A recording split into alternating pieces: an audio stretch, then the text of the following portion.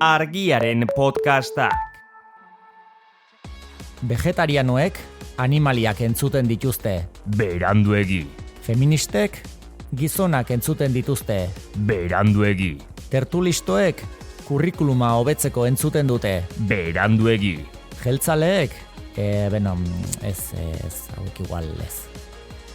Eta zuk, Ruper, beranduegi entzuten alduzu. Ene begiek ez dute malko isuritzeko gogorik. Bale, Ruper, bale. Beranduegi, autobomborik behar ez duen podcasta. 2 ostiralean behin argia.eusen.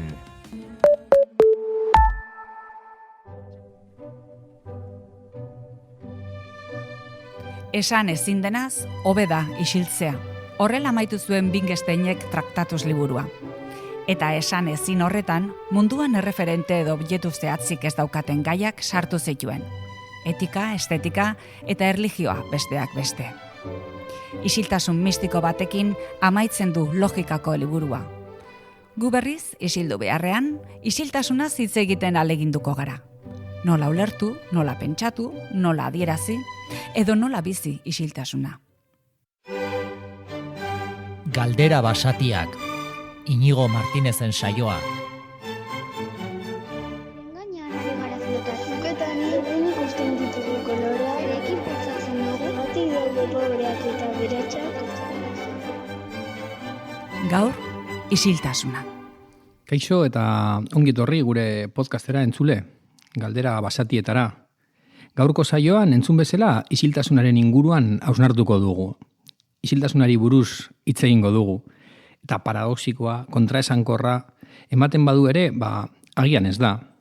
Solasaldia berak isiltasuna behar du, ez? Hitzen arteko espazioa, pausak, isiltasunen arteko txandak. Hori ere izan daiteke elkarrizketa baten definizio agian. Bestela, zarata hutsa bilakatzen da ustezko solasaldia, ez? Beraz, ni orain isildu egingo naiz eta gure gaurko gonbidatuari hitza emango diot, Eba Domingori, kazetaria, ikertzailea eta Jakimin elkarteko kidea. Kaixo, Eba, eta eskerrik asko etortzeagatik. Eskerrik asko gonbidapenagatik, Inigo. Zuk uste, zarata gehiegi dagoela elkarri entzutenko egungo munduan? Bai, zalantzari gabe hori da behintzan ere ikuspegia. Zarata gehiegi dago elkarri entzuteko, eta baita norbere buruari entzuteko ere mundua zarataz bete dugu edo bete digute, ez dakit, edo denek egin dugu gure partea. Interes jakin batzuk ere badira tarteko, hiperkontsumismoak ala eskatzen du, eta gaur egun badakigu gainera gure harreta baitzeko beharra daukala sistemak. Beraz, non nahi daude estimulu zaratatsuak, batzuk akustikoak eta beste batzuk ez, eta hau larria izan da ere, niretzako benetako drama da, zarata hori barrura sartu zaigula. Kanpoan geratu izan baliz, tira, baina barrura sartu zaigu eta uste dut harenganako adikzio bat sortu zaigula. Burua zarataz beteta daukagu. Eta barne isiltasunik gabe, zailagoa da norgean eta zer behar dugun jakitea, zailagoa da modu egokian komunikatzea, eta hortaz harreman onak izatea. Zailagoa da baita ere sormena garatzea. Eta gero filosofiaren ikuspegiti begiratuta, uste dut kontemplazioak eta jakinminak aurre baldintza dutela isiltasuna. Gero badakigu, hortik abiatuta ezagutza sortzen dela, eta kontemplazioak eta jakinminak elkar elikatzen dutela. Baina aldez aurretik nire ustez, isiltasuna behar dugu. Hobeto pentsatzeko eta ezagutza eraikitzeko. Eta iruditzen zait, 21. mendeak, barne isiltasuna berreskuratzea erronka handietako bat duela. Zorionez, isiltasuna beti dagor. Edo behintzat hori da nire ikuspegia. Estalita edo isilarazita batzuetan, baina beti dago gure eskura, orduan hori da albiste ona. Isiltasuna gure eskura, eta kontemplazioa eta jakimina pizkate eskuratzeko edo isiltasun baikor bat aipatzen diguzu eta zertaz damutzen zara gehiago, ez? Esandakoaz edo esan gabekoaz? Bai, ordenagea ezberdinak. Nire kasuan besteekin interakzioan normalean esan gabe geratzen denaz damutzen naiz. Hitz egin aurretik gauzak asko pentsatzen dituen horietako naizelako. Uste tobean naizela entzuten adierazten baino, eta gero askotan iruditzen zait gehiago esan behar nuela, ez dut hauek esan, gero ideia berriak etortzen zaizkit, eta barez. Eta bestetik barrura begira, nere buruari esaten dizkiodan gauza batzuk ez zaizkit bat ere gustatzen, eta damutzen naiz, sarri, ez? Nola hitz egiten diogun gure buruari, horri ere arreta jarri behar diogu. Barne isiltasun eta lasaitasun handiagoa behar nituzke askotan, nere buruari maitasun handiagoa erakusteko. Bai, sarritan, epaile zorrotzeiak eta gogorrenak gu gara, ez? Gure buruarekin, baina, bueno, egin dituzun gauza ederran artean, urteetan zehar aurrekin elkarrizketan aritu zara, ez? Aurre filosofiako tailerretan, eta zerk animatu zintuen umeekin elkarrizketa filosofikoak antolatzera eta gidatzera? Amatasunak, argi asko hori izan zen nire kasuan, ez? Bultzatu ninduena. Ni profesionalki ez nator filosofiaren mundutik, kazetaria naiz, eta nire semea jaio zirenean, hezkuntzaren munduarekiko orokorrean interesa piztu zitzaidan. Nik kazetaritzaren bitartez, nire ekarpen txikia egin nahi nion gizarteari, injustiziak salatuz eta bar, eta ama izatean, bapatean, pentsatzen hasi nintzen, hezkuntza hobetzea ezinbestekoa dela, ongizate pertsonala eta kolektiboa hobetzeko, eta nolabait hor eragiteko gogoa sartu zitzaidan. Gero, gainera, nire semeak azten joan ala, beren galdera filosofikoak iritsi ziren, eta batzuk benetan interesgarriak iruditzen zitzaizkidan. Eta behin eta berriz egiten zizkidaten. Adibidez, Ibai galdetzen zidan, non nengoen ni ez nengoenean? Eta berriz, non nengoen ni jaio aurretik, ezta? Gero, zergatik hil beharko naiz egunen batean? Eta gero amaiurrek behin eta berriz zenbada infinitu gehi bat, hori ja ez daki filosofikoa, matematikoa edo ordibidean dagoen, ez? Teoria batera, ez? Galderen disiplina pizkal dausotu egiten direla. Hori da. Eta bueno, horrela gertatu zitzaidan, juratzen hasi nintzela aur filosofoaren figurarekin. Nik oraindik ez nekien aur filosofia existitzen zenik, gero ezagutu nuen proiektua.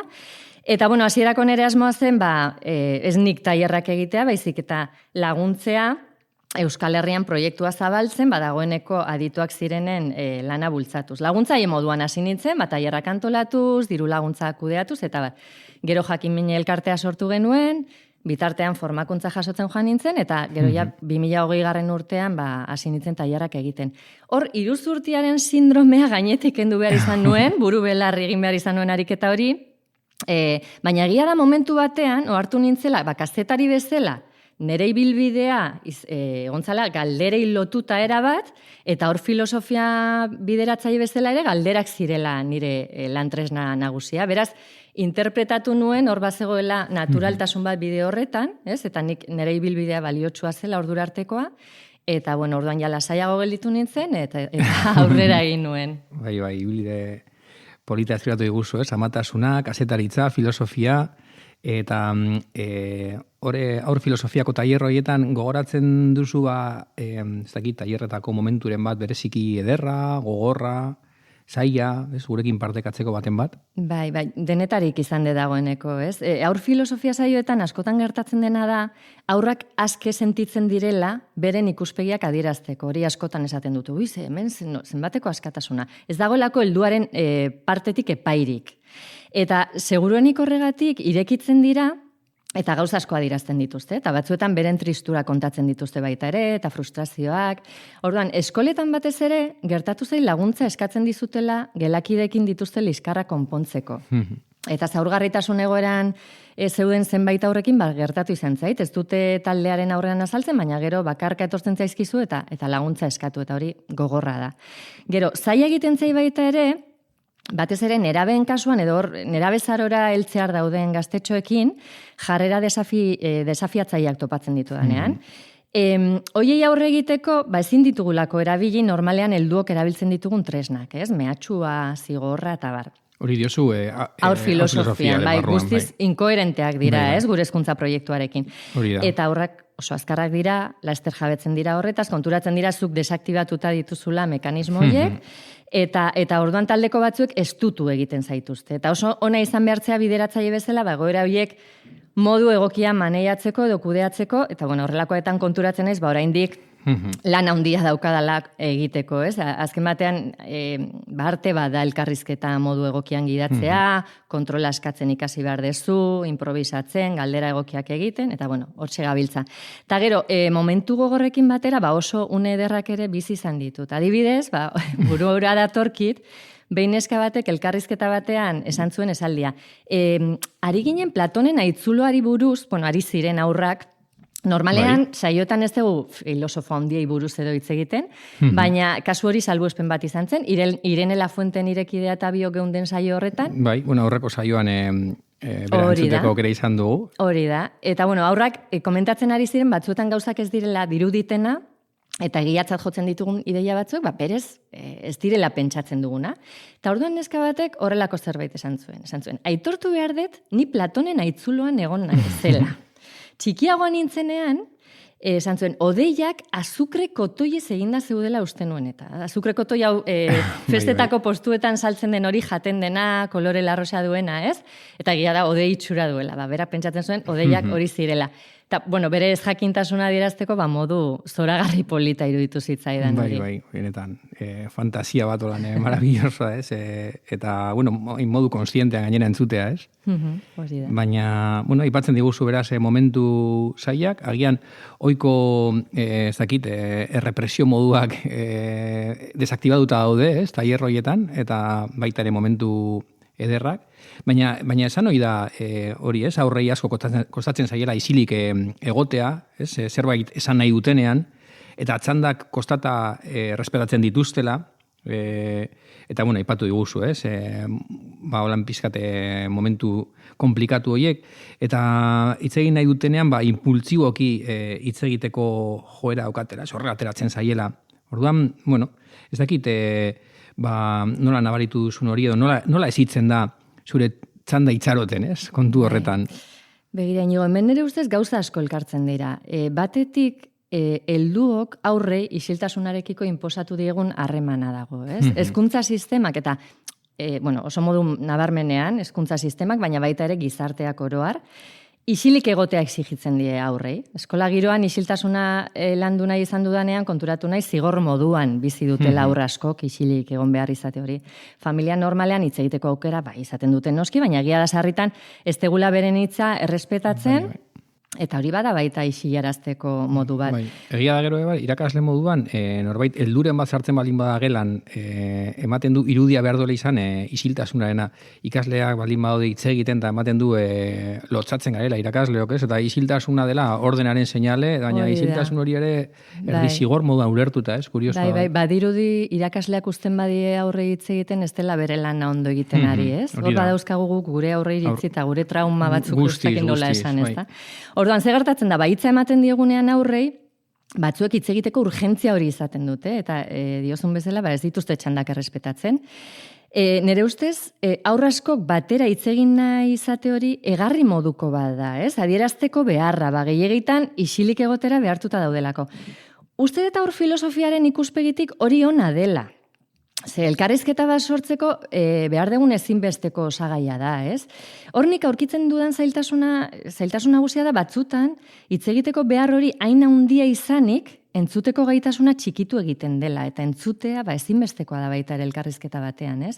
Besteak esateko daukana arreta osoz, errespetuz, eta aldela epairik gabe entzuteko zailagoa da, ez? Baina beharrezkoa da, ez bakarrik kanpotik isilik egotea, baita ere barrutik isilik egoteko gaitasuna izatea. Hortaz, nik ikusi dudana da, tele batzuekin aurkitu ditzakegun zailtasun hauek, guk geuk helduok sortu ditugula, aurkeztu diegun isiltasuna ez delako ez atsegina, ez errespetuzkoa, ez eraikitzailea, eta ez ditugulako elkarrizketaren kultura batean, ez daukagulako elkarrizketaren kulturari gure gizartean, ez?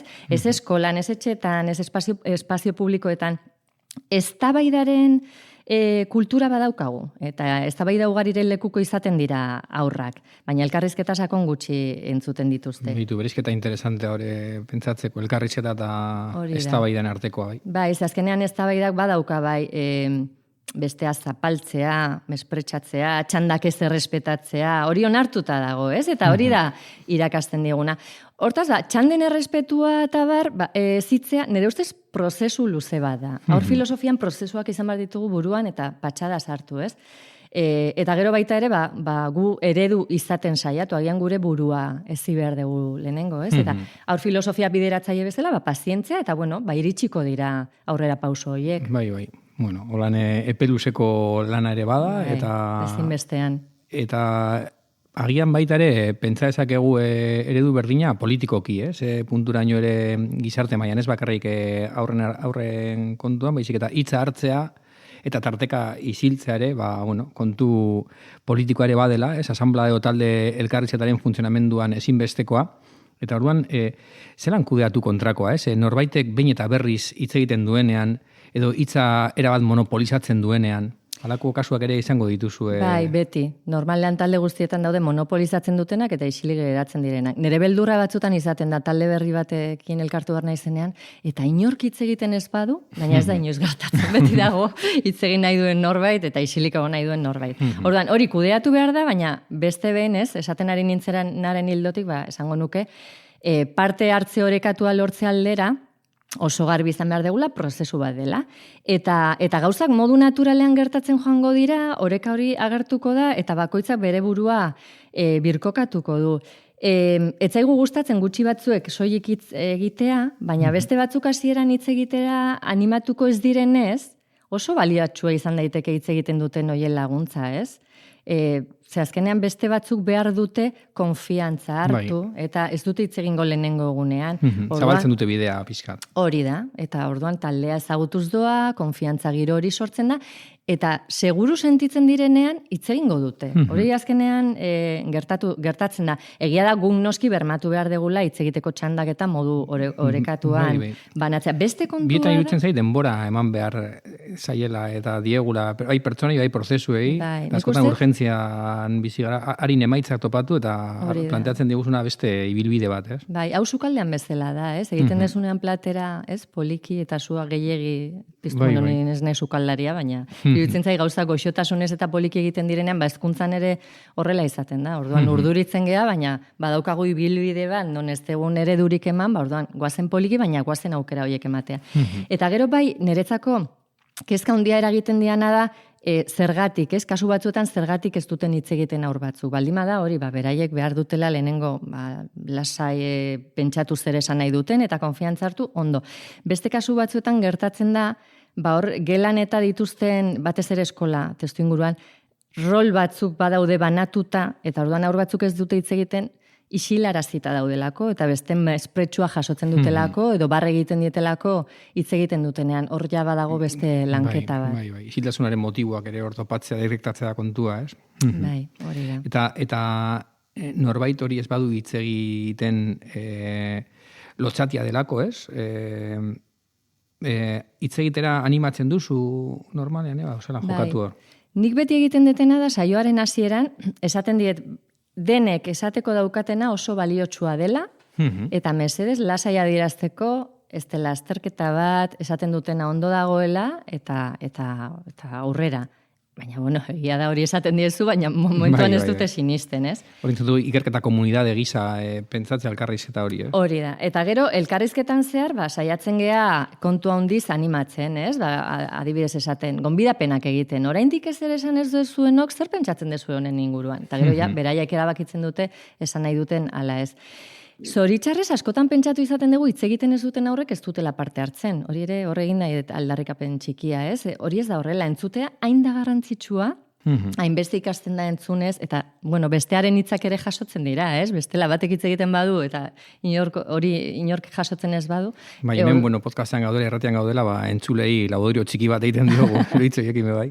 Bai, hori da, litzake egongo, ez? Podcastik, irratirik, eta ez? Entzuleri gabe. Orduan, uste dut, balio handia eman behar diogula entzuten ari denaren jarrerari. Eta esaten duen bezala, beste kontua da, zergatik ez duten batzuk hitz egiten, nik hor bai daukat pendiente, jakin minen nere ekideekin gai hau planteatzea, ez? Uste dut, aur filosofia badaukala erronka bat hor, planteamendu berriak egin genitzake behar bada, behin adibidez eskola batean gertatu zitzaidalako ikusi nuela hori aur batzuk isilarazita zeudela, askotan ikusi dut, baina gogoratzen dut kasu konkretu bat, non planteatu nien irakaslei agian taldeak berregin nahi nituela. Bi talde neuzkan, aur batzuk zeuden isilarazita, pixka jazarpen kontuengatik, eta orduan pentsatu nuen, bagian, talde berriak eraikitzea eta segurtasun espazio bat ematea egokia izan zitekela, bueno, kasu horretan ez zidaten aukerarik eman, irakasle etzitzaien iruditu, baina esan nahi honekin, uste, agian, aur filosofia egiten dugunok, planteatu behar ditugula hor estrategiak. Bai. Pixka bat, niri tortzen zait askotan gai honen inguruan burura, emakume zirkuloetan gertatzen dena, ez? Emakumeak alduntzen juteko, askotan esaten data zergatik ezin dute gizonek ere hor egon. Gure ibilbidean zehar hor egon diralako egoera batzuk oso zaila direnak, oraindik daude, orduan emakumeok behar ditugu gure segurtasun espazioak. Elkarrizketaren kasuan aurrekin uste berdin, agian taldeak beste modu batean antolatu barko litzateke. Bai, eta isiltasunen eta parte hartzaren ari horretik tiraka genero ikuspegitik, ez? Hor ere aipatzen duzun desberdintasun hori nabaritzen da taierretan, dugu gerora gizonek hartu dute hitza espazio publikoetan, ez? Eta ez dakit hori emakumea gehiago aldundu behar diren hitz hartzeko, eta nola ikusten duzun hori gidatzen dituzun saioetan, eba? Bai, hori ikusten da. Zalantzari gabe realitate hori hor dago, eta askotan komentatu izan dugu elkartean. Mutikoek orokorrean, errazago hartzen dute hitza, eta neskek oso argi izan behar dute, esango dute nahi egin aurretik, eta askotan isilik geratzen dira, hori orokorrean, gero denetari dago. Esango nuke, aurrenera bezarora heltzean, horra 10-12 urterekin hau nabarmenagoa egiten dela, jakina da gainera din horretan, nesken autoestimoak bera egiten duela, ez? Sexismoaren eraginez. Horregatik, oso polita da, talde batekin prozesu luze xamar bat egiten dezunean, berriz ere prozesua, ikustean neskak geroz eta gehiago ausartzen direla, eta eroso sentitzen direnean, beren argudioak taldearen aurrean agertzeko gai direla. Eta oso ederra da alduntze horren lekuko izatea. Bai. Gaurkoan galdera konkretu baten inguruan ari gara, zer da isiltasuna, eta gaiarekin jarraitzeko ohikoa dugun moduan, kanta bat eskatu nahi dizut, pizgarri gisa, gaiarekin lotzen duzune abestiren bat, ez? Eta zein izan daiteke? Bai, galdera honekin burura datorkidan lehenengo erantzuna da naturaren musikak direla, ez? Naturaren hotsak, isiltasunaz hitz egiteko musikarik egokienak. Batez ere hor, unibertsala den zerbait badagoelako, ez? Uste dut askok sentitzen degula barne baretasun, lasaitasun bat, baiko ura edo tatxorien kantuak eta entzuten ditugunean. Uste dut hor denontzat dela onuragarria naturaren bila joatea eta bertan gaudenean gure harreta oso eskaintzea. Baina gizakia sortutako musikazari garenean, uste gaia subjetiboagoa bihurtzen dela, badira isiltasunaz hitz egiten duten abesti asko, euskeraz ere badauzkagu, baina ez gaituzte zertan barne isiltasun egoera batera eraman behar. Eta gainera interesatzen zait inigo subjetibotasun honetaz hitz egitea, ez? Niretzako bakoitzak bilatu behar dituelako bere isiltasunak. Niretzako isiltasuna dena agian zuretzako zarata da eta alderantziz. Batez ere hori barne isiltasunera eramango gaituzten egoerak, jarduerak, musikak, norberaren lana da hori deskubritzea.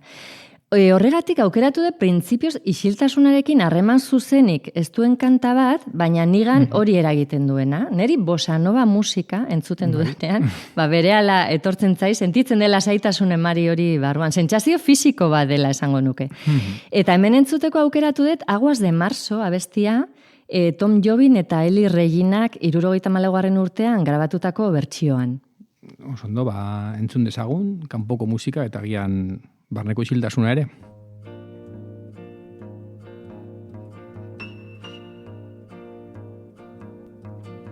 É pau, é pedra, é o fim do caminho, é o resto de toco, é pouco sozinho, é caco de vidro, é a vida, é o sol, é a noite, é a morte, é o laço, é o anzol, é peroba do campo, é o nó da madeira, é o matita pereira, é madeira de vento, a ribanceira, é o mistério profundo, é o queira ou não queira, é o vento ventando, é o fim da ladeira, é a viga, é o vão, festa da comida, é a chuva chovendo, é conversa ribeira das águas de março, é o fim da canseira, é o pé, é o chão, é a mastradeira, passarinho na mão, pedra de atiradeira, é uma ave no céu, é uma ave no chão, é um regato, é uma fonte, é um pedaço de pão, é o fundo do poço, é o fim do caminho, no rosto desgosto, é pouco sozinho, é estrepe, é prego, é uma ponta, é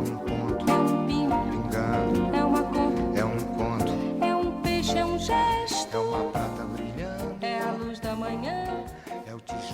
Zer iradokitzen dizu kantak? Bai. Azalduko zeniguke apur bat nola erabiliko zenuke orduan, ipatu diguzu jada, ez? Baina isiltasunaren inguruan hausnartzeko. Bai, esan deten bezala ez dauka printzipioz isiltasunarekin harremanik, martxoko euriari buruz ari da, Brasilen udararen amaiera den garaiaz, eta udazkena iragartzen du ur horrek. Euriaren sinpletasuna adierazten du, makil bat da, harri bat da, bidearen amaiera da, esaten du, baina aipatzen du baita ere sekreto handi bat dela euri hori. Eta uste dut, isiltasunarekin antzeko gauza gertatzen dela. Sinplea da, niminoa, edo non dago, badirudi ez dela ezer, baina era berean misterio handi bat ere bada. Eta sakondu ala, misterio txuagoa. Gero, bizitza da, eriotza da, pixka bat berdina gertatzen da baita ere isiltasunarekin. The rest is silence, esan zuen Shakespeareek eriotzaren inguruan. Eta gero esaten du, bizi promesa zure bihotzean, ez? Esaten du kanta honek.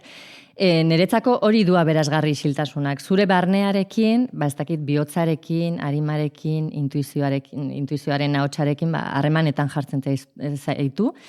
Eta bizitzeko beste modu posible bat eskaintzen dizu. Eta nola erabiliko nuken? Bueno, nik aur filosofian asko gustatzen zait, laburra agertuko de, baina badago saioa antolatzeko modu bat kiribil edo espiral fenomenologikoa erabiliz egiten dena, hau Angelika Satiro adituarekin ikasi dut, eta orduan azken batean da bizipen sentsorial batetik abiatzea, kasu honetan kanta izango litzateke, kanta entzungo genuke, eta gero, espiral horretan bueltak ematen hasiko ginake, bizipenaren inguruan hausnartzen degunean bizipena esperientzia bihurtzen da, eta esperientzia hori taldean hausnartzen degunean ezagutza bihurtzen da. Kanta jarriko nuke eta galdetuko nioke taldeari, zure gorputzari zer gertatu zaioa beste hau entzuten. Hortik abiatu, baina egia da batzuk lotuko luketela isiltasunarekin, ez? Neri gertatzen zaidan bezala, beste batzuk asperdurarekin edo melankoniarekin eta bar. Orduan, nik ikasietena da, lehen ere esan dut, kontrola askatu behar degula eta batzutan gai bat proposatzen dezula, aur filosofia saio batean, baina jendeak gero beste zerbaiten inguruan. Euskal zer inguruz amaitzen dugun hitz egiten. Hori da. Bai. Ia da, isiltasun mehatzu gisa, edo zigor gisa interpretatu beharrean, metafora asko bandi ziguzu berriak, desberdinak, ez? Isiltasuna oraingoan lasaitasun moduan edo interpretatzeko, aukerak zabalik. Eta buratzen zaizu kantaz gain, olako pelikula, dokumental, labur metrairen bat, aurrekin edo gazteekin edo edonorekin isiltasuna edo kontrakoa edo gehiagizko zarata pentsatzeko? Bai, bururatzen zait liburu bat, eta liburu horrek badu bere filma, nik filma ez dut ikusi, baina uste euskeraz ere badagola. Momo, Michael Endena. Isiltasuna eta zaratari buruzko oso ikuspegia beratxa eskaintzen du. Nik Momo pertsonaian ikusten dut isiltasun hori, entzuten dakien aur bada, eta horregatik egon nahi dute bestek berarekin. Eta bestaldean, grisez jantzitako gizonengan, zarata topatzen dugu. Oso interesgarria iruditzen zai gainera, oso ondo adierazita agertzen delako zarata bat kronozepzioari edo denboraren pertzepzioari lotutakoa. Zaratak ez dira beti akustikoak. Niretzako zarata da zentzumenak gogaitzen dizkigun edozein estimulo. Hori da zarata. Orduan, horrek apurtzen du ohiko ikuspegia. Ematen du soilik lotzen dugula entzumenarekin, baina beste sensitiboa den beste zarataren bate. Zabalagoa da, orduan bihurtzen da oraindik itsasoare eta zabalagoa, ez da isiltasuna. Denboraren pertzepzioan zarata jartzean ere uste zer da, presaka ibiltzea, gauza gehiegi egitea. Hori egiten dugunean denbora azkarrago doa, lasterketa bat bihurtzen da, ez, gure bizitza. Ez gaude inoiz orain eta hemen, beti ari geha urrengo zereginan pentsatzen. Eta bizitzaki ez egiten digu.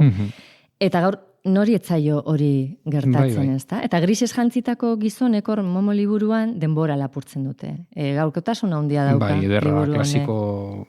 Eta gero hor badago, niri asko gustatzen zaidan filosofo bat, Max Picard, berak oso ondo azaltzen du, denboran isiltasuna jartzen degunean, geldotu egiten dela. Hau da, orain eta hemen gaudenean, eta kentzen ditugunan, hainbeste kompromiso, hainbeste produzitu behar hori, mantxotu egiten da, ez? Bizitza azkenean, modu batean. Abiadura eta zarata arteko lotura hori ere oso kitzikagarria da, bai. Eta, eskerrik asko gomendioagatik, klasiko hori berreskuratzen dugu, liburu formatoan, pelikula formatoan, eta zentzu horretan ezin izan daiteke isiltasunaren irudi egoki bat zuretzako, ez?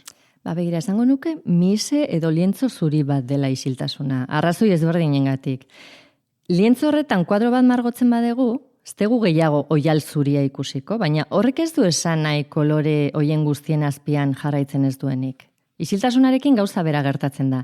Batzutan ez dugu antzematen, batzutan zarata da nagusitzen dena, baina berez beti dago, atzealdean bada ere hor dago. Niretzako presentzia bada isiltasuna, hori beste eztabaida balitzateke, ikusi da filosofikoki eta zientifikoki ere hori aztertu da, ea absentzia edo presentzia den, ez? Presentzia bezala ulertzen badegu, batzutan lehen planoan dago, eta bestetan atzerago dago, baina gure esku dago arekin konektatu alizatea, eta ura entzuten ikastea. Badira hiri zaratatxuen erdian meditazioak egiteko gai diren pertsonak. Erabat abstrakzio maila erabatekoa hori. Hori da. Eta bestetik margolariak misearen zuritasun hori beharrezkoa du euskarri edo abiapuntu bezala, ez? Idazleak horri zuria behar duen bezala. Niretzako isiltasuna da gizakiak behar duen zuritasun edo huts hori izateko, pentsatzeko, esateko, harreman egokiak edukitzeko, sortzeko eta bar. Francesc Torralbak esaten du hitz esanguratsuaren zehazka dela isiltasuna. Paul Cézannek ere margolariak esaten zuen, aldarrikatzen zuen isiltasunaren papera, esaten zuen isiltasunak soilik esku hartu behar duela, artistak bere aurreiritziak isilarazi behar dituela. Orduan, gertatzen dena da gaur, horror bakui batean bizi gehala eta zailtasun handiko gauza dela zuritasun, huts hori bilatzea eta bere lana egiten uztea. Beldurra ote diogun, ez? Utzune horri edo horror bako ipatzen diguzu eta horren kontrako antiotoa isiltasunare presente izatea, ez? Absolutua ez den isiltasun bat, hor dago kontua, ez? Absolutua ez bada, benetan alda, absentzia bada, ez? Euskaltzaindiak esaten duenera jotzen badegu, da soinurik eza, baina noizbait alda soinurik eza, ez? Bueno, Bai. polista eta korapilatxu xamarra ere bada gaia. Eta aurrek oroar, zer esaten dute isiltasunari buruz, ez? Ematen dute horrelako definizioaren bat edo... Bai, hori da nik jakin nahiko nukena, ze hasi nintzenean gai honekin, gogo handia neukan aurrek isiltasuna nola kontzeptualizatzen zuten entzuteko, baina berehala konturatu nintzen, oztopa handi hori geneukala lehen aipatu deguna, ez? Aurrei eskaini hori digun isiltasuna ez da ongizatearena, ez da eraikitzaia. Orduan ze gertatzen da, zuzoazenean isiltasun proposamen batekin, gertatu zitzaidan eskola batean, junitzala pospozik zer dioten isiltasunari buruz, eta iristean esan ziaten, gaur zigortuta gaude, asko hitz egin degulako, eta orduan oztopatu dugu gela osoa, zigortuta zegoen. Eta galdetu nien zein da zigorra, eta esan ziaten, jolas gara gabe geratuko gea gaur, eta egon behar dugu gelan isilik. Zigorra zen isiltasuna. Orduan, konturatu nintzen, klaro, galdetzen diezunean zer da isiltasuna, rollo bat da, etzai gustatzen, gorrotatzen dut. Orduan, nola lantzen deten hau, bizipenetik abiatuta, isiltasun momentuak eskainiz, plastilinarekin, margotzen, meditazio txikiekin, eta hor bai, beraiek beren kabuz, azten dira konturatzen, zeintzu diren isiltasunaren opariak. Baitu, ez da, modu eskorrean zertan irudikatu behar. Eta, isiltasuna eta urtzaroa pentsatzeko, lagun psikomotrizista bati ere, hausnarketa bat eskatu diogu, gorputzak gehiago entzuten ote diren isili gaudenean, orduan entzungo dugune batez Adriana Gasco esandakoa.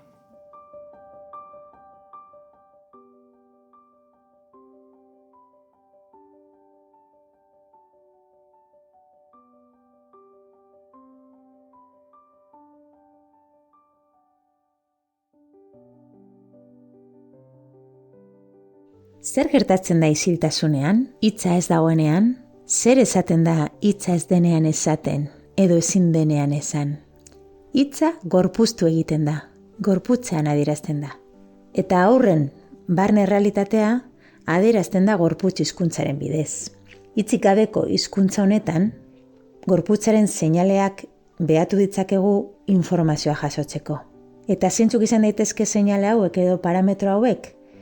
Izan daiteke aurraren postura, bere gorputzaren tonua emozioarekin oso lotuta dagoena, aztertu ditzakegu bere mugimenduak, behatu ditzakegu ere bere keinuak, aurpegiaren keinuak, gorputzaren keinuak, aztertu dezakegu bere begirada, edo nolakoa den bere arnasketa, eta parametro edo seinale hauek aztertzen ditugunean, jakin dezakegu adibidez zein den haur horren desioa, edo zeintzuk diren bere desioak, zein den bere egoera emozionala, edo adibidez zein den haur horren jarrera erlazio ezberdinen aurrean. Hau da, nola binkulatzen den, edo nola konektatzen duen besteekin. Guzti honekin esan nahi dut, isiltasunean gorputzak jarraitzen duela hitz egiten. Eta bestetik, hitza eta gorputzaren inguruan hau esango nuke. Hitzak, sinbolo moduan, zerbait errepresentatu egiten du. Berriro presentatu. Ez dagoena ekartzen du. Gorputzak berriz presentatu egiten du. Gorputza har dezakegu presentzia gune moduan. Eskerrik asko, Adriana, lagunari, eskatu diegu gaiari buruzko hausnarketa hau eta hitz ederrak eskaini dizkigu. Eta, nik aurrekoan irakurri nuen, munduan dagoen volumena hirukoiztu egin dela azken 30 urteetan, planetako desibelioak gorantz doazela, poluzio akustikoaren askotariko eragileak dauzkagu, kotxeak, autobusak hegazkina direla, edo hirietako obrak, edo une oro piztuta dauden pantailak, gailu elektronikoen burrumba hori, eta ematen du kapitalismoa zalapartatzua dela, eta supermerkatuan, dentistan intzaron gelan, telefonoen beste aldean inortzu ere ez dagonean musika jartzeko joera dago, isilune izan ziteken oro, soinuz betez. Orduan, amaituko genuke isiltasunaren defentsa batekin, horrelako zer egingo zenuke? Bai, noski, oso gustura gainera, Inigo. Lehenengo aipatuko den nere begiradatik, zeri zor diogun, maila handian behintzat hain zaratatsua izatea gure gizartea, zuk aipatu dezu testuinguru hori, ez? Kapitalismoak eta hiperkontsumismoak hala behar dute, ez dute isiltasuna maite. Barne isiltasuna daukagunean lasaiago gaude, gure buruarekin gusturago, eta seguru aski ez daukagu hainbeste kontsumitzeko beharrik. Burua zarataz beteta daukagunean aldiz, ez dakigu ondo norgean eta zer nahi degun, eta horrek eragindako egonezina, mota guztietako kontsumoaren bitartez sendatzen saiatzen gea. Gainera, teknologiaren eta sare sozialen atzean dagoen negozioari ere komeni zaio, ez? Gukalik eta ordu gehien igarotzea pantailaren aurrean, ez? Gure harreta azkenean diru bihurtzen da. Eta hori, horregatik, etengabean estimuloak zarata sortzeko makineria erraldoia jarri dugu martxan, ez? Eta orain, funtsezkoa den galdera dator, ez? Testuinguru hau ikusita, galdetza bakoitzak bere buruari zintzotasunez erantzuteko galdera da. Nola sentitzen gea? Gustura gaude gure bizitzarekin? Eta hortik aurrera, bakoitzak bere erabakiak hartu. Dagoen bezala jarraitu nahi duenak, ez dio zertan isiltasunari bere bizitzan lekurik eskaini behar. Nabaritzen duenak, antsietate, estres, egonezina bizi dituela, bizitzak nolabait ihes egiten diola, lehen aipatu dugun bezala, nora ezean dabilenak, lo egiteko zailtasunak dituenak, honentzat, David Thoreauk 19. mendean, oso esaldi interesgarria esan zuen isiltasuna babesleku unibertsala dela, gaitz guztiak sendatzen dituen baltsamoa. Orduan, norberaren esku dago froga egitea, isiltasuna nire ustez neurri edo erabaki ia iraultzailea izan daiteke gaur egun, bakoitzak bere neurriko isiltasuna gainera, bilatu behar du hori polita da prozesuan. Eta, helduen kasuan, hori, norberak erabaki behar du, baina aurrengatik bai uste dut isiltasunera hurbildu beharko genukeela, egin beharko genukeela alegin hori.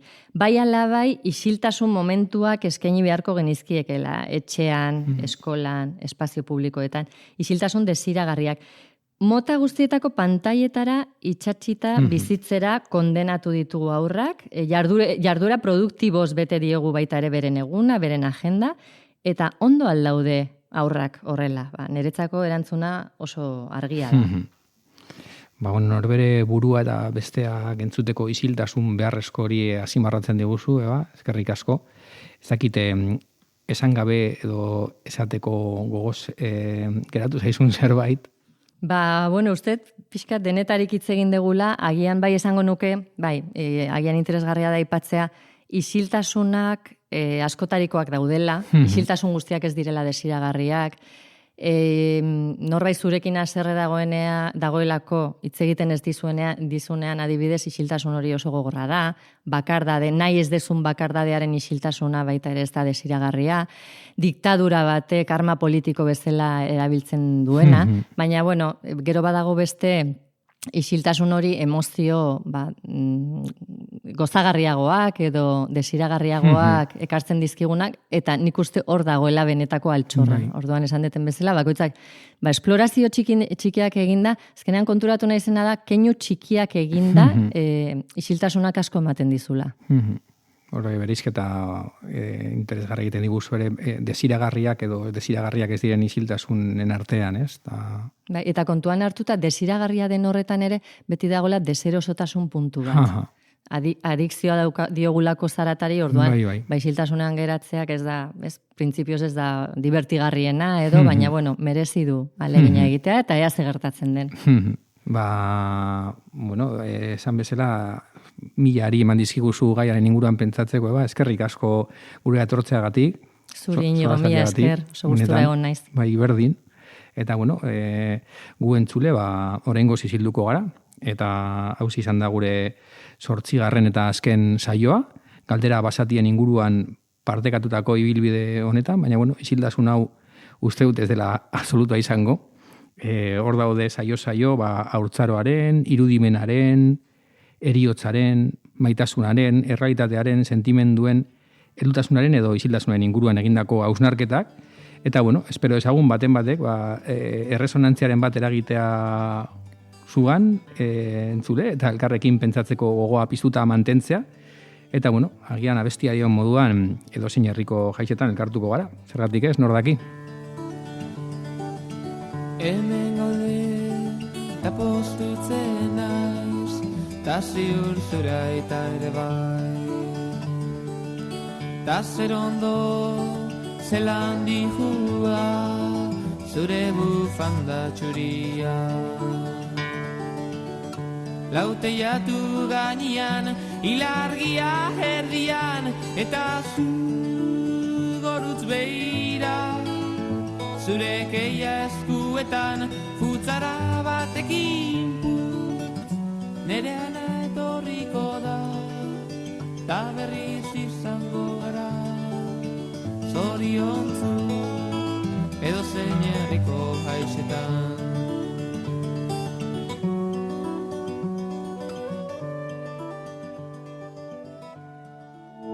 Argiaren podcastak. Podcast hau libre eta doan zabaldezakegu Argiaren komunitatea osatzen duten milaka lagunek proiektua diruz babesten dutelako. Zuk ere kazetaritza independentea babestu nahi baduzu, egin Argiako kide.